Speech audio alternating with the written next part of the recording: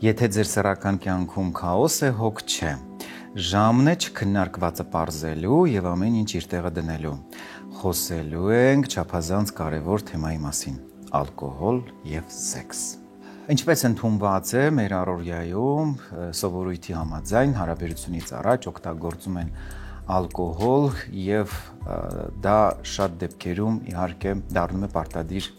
ծիսակարգ։ Մեծ մաս դեպքերում իհարկե կապված է այն հանգամանքի հետ, որ հարաբերությունից առաջ զույգերը ուզում են որոշակիորեն թոթափել լարվածությունը,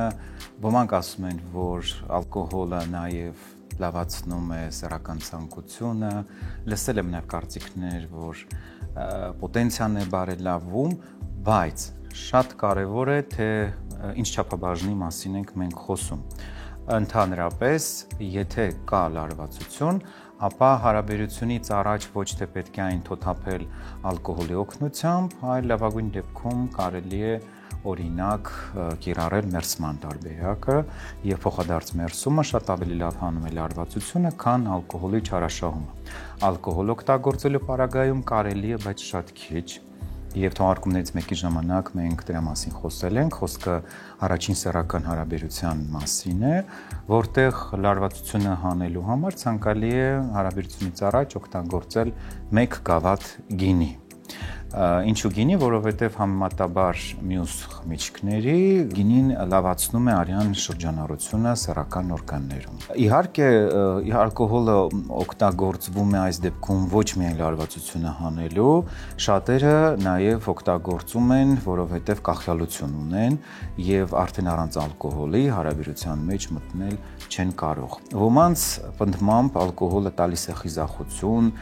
եւ ակտիվացնելով ենթակեղևային կառույցները շատերի մոտ արթնանում են այն սեռական ֆանտազիաները, որոնք նիրհած են լինում սովորական պայմաններում ալկոհոլի օգտագործման պարագայում, իսկ այս դեպքում նաեւ կախված թե որ ալկոհոլի սեռական ֆանտազիաները ակտիվանում են եւ անձը անկողնում դրսևորել այն սեռական վարքագիծը, որը չի դրսևորի առանց ալկոհոլի ընդունման։ Սովորաբար մեզանում ընդունված է հարսանիքները անցկացնել հնարավորինս ճոխ եւ իհարկե չարաշահել ալկոհոլը, որից հետո վրա է հասնում այդքան սպասված առաջին ամուսնական գիշերը, որը ցավոք իհարկե կատարվում է ալկոհոլի չարաշահման պարագայում եւ մենք ունենում ենք իհարկե դրա հետ կապված բազմաթիվ խնդիրներ։ Խնդիրներից մեկը հենց առաջանում է այն պատճառով, որ ալկոհոլի օգտագործման պարագայում տեղի ունենում էրեկցիայի խնդիր, որովհետև ալկոհոլը բացասաբար է ազդում այն էլ այդ քանակությամբ պոտենցիայի վրա։ Մյուս հարցն այն է, որ պաշտպանված իրականացնելու առաջին սեռական հարաբերությունը, իդեպ մենք դրա մասին նույնպես խոսել ենք մեր թողարկումներից մեկի ժամանակ, տեղի ունենում չպաշտպանված սեռական հարաբերություն, որը եթե ավարտվի բեղմնավորմամբ, նույնպես կարող է թողնել իր բացասական ազդեցությունը։ Ինչու, որովհետև սերմնահեղուկը, սերմնաբջիջները շատ զգայուն են եւ ալկոհոլի, իսկ նախամուսնական կրած ստրեսի, վազվզուկի, քաշքշուկների, հոգնածության հետևանքով առավել եւս սերմնահեղուկի որակական ու քանակական ցուցանիշները հաստատ չեն բարելավել, եթե ոչ հակառակը։ Այդ առումով իհարկե խորհուրդ չի տրվում հենց այդ օրը հոգնած, տանջված, սպառված, ալկոհոլի չարաշահումով պայմանավորված փորձել բեղմնավորել, հղիություն պլանավորել, որովհետև կարող են լինել բավական տխուր հետևանքներ։ Կամ կարող ենք ունենալ կրելախախտ, կամ կարող է պտղի հետ կապված խնդիր առաջանալ, կամ գուցեև ուրիշ այլ խնդիրներ։ Հետևաբար իմ հորդորը առաջին ամուսնական գիշերը ունենալ հարաբերություն պաշտպանված, հղիությունից խուսափելու համար։ Ալկոհոլի չարաշահման պարագայում բոլորովին կարիք չկա հարաբերություն ունենալ հենց այդ օրը, որպեսզի հարաբերությունը չձախողվի եւ տհաճ իրավիճակ չստեղծվի։ Հարաբերությունը կարելի է ունենալ մի քանի օր անց եւ այդտեղ որևէ ինչ որ խնդիր չկա, պարզապես պետք է ամեն ինչ պլանավորել ըստ հարմարավետության։ Իդեպ ուզում եմ նշել, որ այս դեպքում հղիության պլանավորման առումով պետք չի հարաբերությունը թեկուզ ունենալ հաջորդ օրը կամ մի քանի օր հետո, որովհետև Ալկոհոլի կամ թունավոր նյութերի օգտագործման պարագայում սերմնահեղուկը ամբողջովին թարմանում է, վերակազմավորվում է մոտավորապես 3 ամսվա ընթացքում։ Այսինքն, եթե մենք ուզում ենք, որպեսզի խնդիրները, կողմնակի ազդեցությունները զերծ մնան, մենք պետք է մինչ այդ պատրաստվենք, ասել է թե պլանավորենք հղիությունը,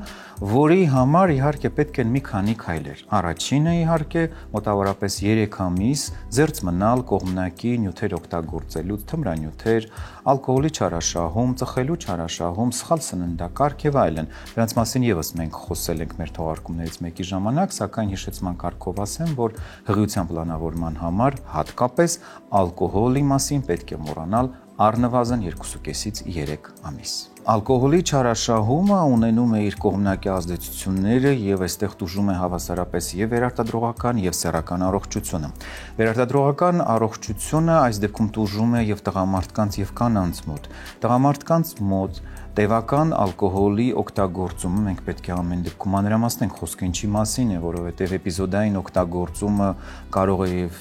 այդքան վնասակար չլինել, իսկ տևական բարբերաբար օգտագործումը այն էլ մեծ չափականակով իհարկե ունենում է իր բացասական ազդեցությունը։ Մասնավորապես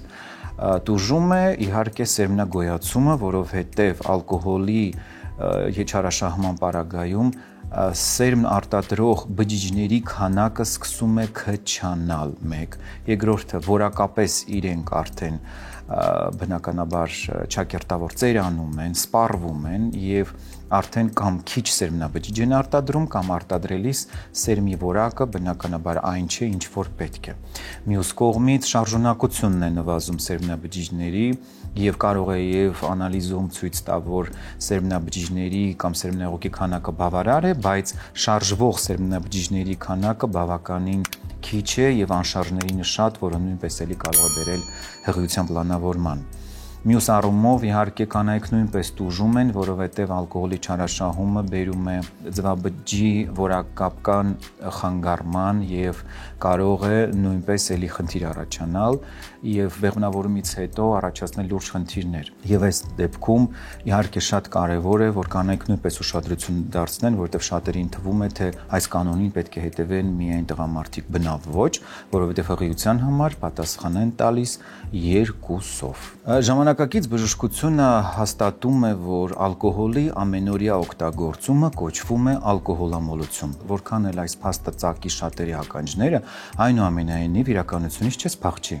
Եթե անձը ամեն օր ինչ որ պատճառներով տրամադրություն լավացնելու, ախորժակ բացելու նպատակով ալկոհոլ է օգտագործում, ինքը արդեն ունի կախյալություն եւ վիճակը կոչվում է ալկոհոլամոլություն։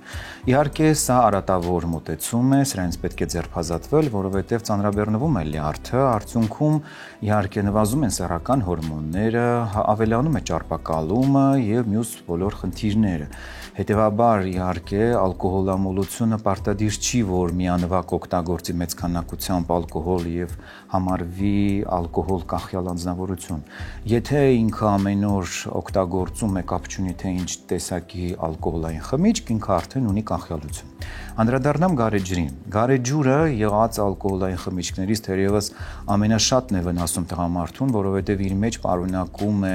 հորմոններ, որոնք կոչվում են ֆիտոէստրոգեններ, սրանք կանացի հորմոններ են, որոնք ընկճելով արական սեռական հորմոնի արտադրությունը, խոսքը տեստոստերոնի մասին է, բերում են իքական սեռական հորմոնների ավելցուկի եւ արդյունքում գարեջուր չարաշահող տղամարդկանց մոտ նկատվում է օրինակ գինեկոմաստիա կամ ազդրերի եւ որովայնի հատուկ ընդգծված անատոմիական արտահայտվածություն, որը հիշեցնում է ավելի շատ կանացի կոնք կամ կանացի որովայն, որի հիմքում ընկած են հորմոնային հաշվեկշռի, մասնավորապես իքական հորմոնների ավելցուկը։ Սա արդեն իսկ ահազանգ է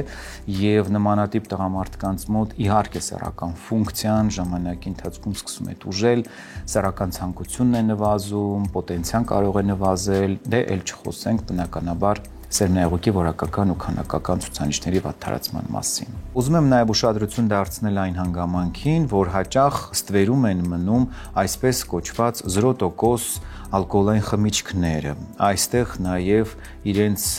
տեղն ունեն նաև սպիրտային կոկտեյլները, որոնք շատ դեպքերում ներկայացվում են իբրև թե անվնաս խմիչքներ։ Իրականում իհարկե սրանք եւս մոլորության բաժնից են, որովհետև անկախ նրանից թե քանի տոկոս է պարունակում ալկոհոլային խմիչքը, այն ունի իր վնասակար ազդեցությունը եւ հատկապես անթույլատրելի է հղիության ընթացքում կամ դրանից առաջ, երբ փորձում են բացատրել այն հանգամանքով, որ խմիչքում ալկոհոլի պարունակությունը քիչ է կամ 0% է։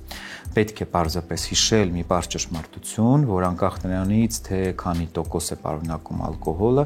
այն ունենում է իր բացասական ազդեցությունը պարզապես այստեղ հարցը զուտ ժամանակի մեջ է։ Անկախ նրանից, թե որ տեսակի ալկոհոլային խմիչքն է օգտագործվում, լինի դա գինի, օղի, թե կոնյակ, միշտ պետք է հիշել չափի զգացման մասին եւ հիշել թեւավոր խոսքը, որ ալկոհոլի օգտագործման դեպքում մեկը լավ է, երկուսը բավ է, երեքը ցավ է։ Ինչու՞։ Որովհետեւ երկարատև չարաշահման պարագայում գուցեև աննկատ ալկոհոլը սկսում է ցուցաբերել իր կողմնակի ազդեցությունները։ Դժվար թե որևէ մեկը նկատի կամ հասկանա, որ հենց ալկոհոլի չարաշահման արդյունքում փոխվել է իր բնավորությունը։ Այո, պետք չի զարմանալ, ալկոհոլը չի ազդում միայն օրգանական մակարդակով, նա փոխում է նաև վարքագիծը եւ շատ դեպքերում ալկոհոլի չարաշահման դեպքում փոխվում է վարքագիծը, մարդը դառնում է ագրեսիվ, երբեմն կռվարար եւ հանգեցնում ընտանեկան կոնֆլիկտների։ Հետևաբար, այդ ամենից զերծ մնալու համար իհարկե միշտ հիշեք, որ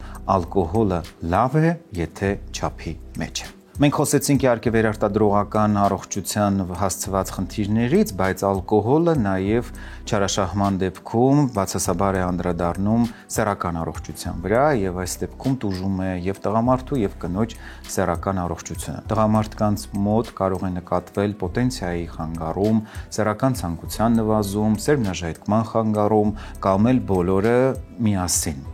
Հատկապես առաջին հերթին տղամարդիկ նշում են պոտենցիայի խանգարման մասին, առանձնահատուկ ընդգծելով, որ հարաբերությունը կամ չի ավարտվում, որովհետև անդամը թուլանում է, կամ էլ կեսից իհարկե կարող են դադարեցնել, որովհետև սերմնաժայթքման չեն հասնում։ Շտապեմ նշել, որ խնդիրը լուծելի է, պետք է առաջին հերթին դադարեցնել ալկոհոլի չարաշահումը կամ այս դեպքում կիրառումը ընդհանրապես եւ ստանալ համապատասխան բուժում, որը իր մեջ ընդգրկում է տարբեր տեսակի նախ բուսական եւ բացի այդ նաեւ քիմիական տեսակի դեղամիջոցներ։ Բուժման հարցում կարող է օգտակար լինել մեր հաղորդման գործընկեր Հայսամ ընկերության Տադաֆորտ դեղամիջոցը, որն ունի երկու տիպի դոզավորում՝ 5 եւ 20 միլիգրամ։ 5 միլիգրամը օգտագործվում է ամենօրյա բուժման ժամանակ, իսկ 20-ը պլանավորված հարաբերությունից առաջ։ Տադաֆորտը առանձնանում է իր արդյունավետությամբ եւ կարող է նույնիսկ 36 ժամ պահպանել իր ակտիվությունը։ Դա նշանակում է, որ տղամարդը կարող է ունենալ կրկնակի սեռական հարաբերություն 36 ժամվա ընթացքում։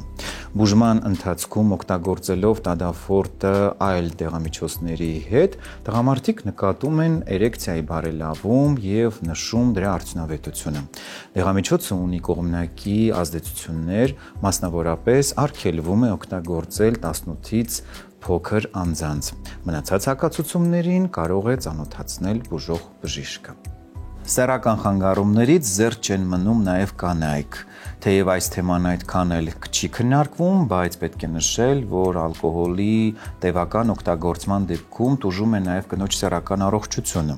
Առաջին հերթին իհարկե տուժում է լիբիդոն, սեռական ցանկությունը, եւ դրանից հետո կանայք նաև նշում են հեշտոցի չորություն, ցավ սեռական հարաբերության ժամանակ, որովհետեւ դրանից հետո արդեն տուժում է գրգռման ֆունկցիան կնոջ մոտ եւ արդյունքում կինը կարող է հարաբերության ժամանակ տհաճություն զգալ, պայմանավորված նախ եւ առաջ, որ ցանկությունն է նվազել եւ բացի այդ նաեւ հեշտոցը բավարար չի խոնավանում։ Ստվերում չի մնում նաեւ կնոջ օրգազմը, այն կանայք, որոնք սովոր են հարաբերությունից առաջ օգտագործել ալկոհոլ, կարող են նաեւ օրգազմի հասնելու խնդիրներ ունենալ, որովհետեւ օրգազմը պահանջում է, որպեսզի կինը կարողանա լիովին տրամադրվել, թուլանալ, գրգռվել եւ նոր արդյունքում իհարկե հասնել սեռական բավարարման։ Ալկոհոլի մեծ չափականակի օգտագործման պարագայում բոլոր վերոնշյալ գործընթացները տուժում են եւ կինը դժվարությամբ է հասնում օրգազմի կամ կարող է ընդհանրապես օրգազմի չհասնել։ Ամփոփելով այս չափազանց կարևոր թեման, ուզում եմ ընդգծել հետևյալը. ալկոհոլը իհարկե մեր առօրյա անբաժանելի մասն է, բայց օգտագործման առումով միշտ պետք է լինել զգոն եւ չթողնել, որ ալկոհոլը դառնա գերիշխող, թելադրող ու առավել եւս մարդը չպետք է դառնա ալկոհոլից կախված, որովհետեւ մեր պրակտիկան ցույց է տալիս, որ շատ դեպքերում տրվելով ալկոհոլի ազդեցությանը մարդիկ կորցնում են ոչ միայն իրենց անձնականը, այլ նաև խեղվում են ճակատագրեր։ Այս թեմայով այսքանը։ Ես ձեզ մաղթում եմ լուսառատ եւ ներդաշնակ սեռական կյանք։ Մնացեք մեզ հետ առջևում, շատ հետաքրքիր հարցազրույցն է բժիշկ ուրոլոգի հետ։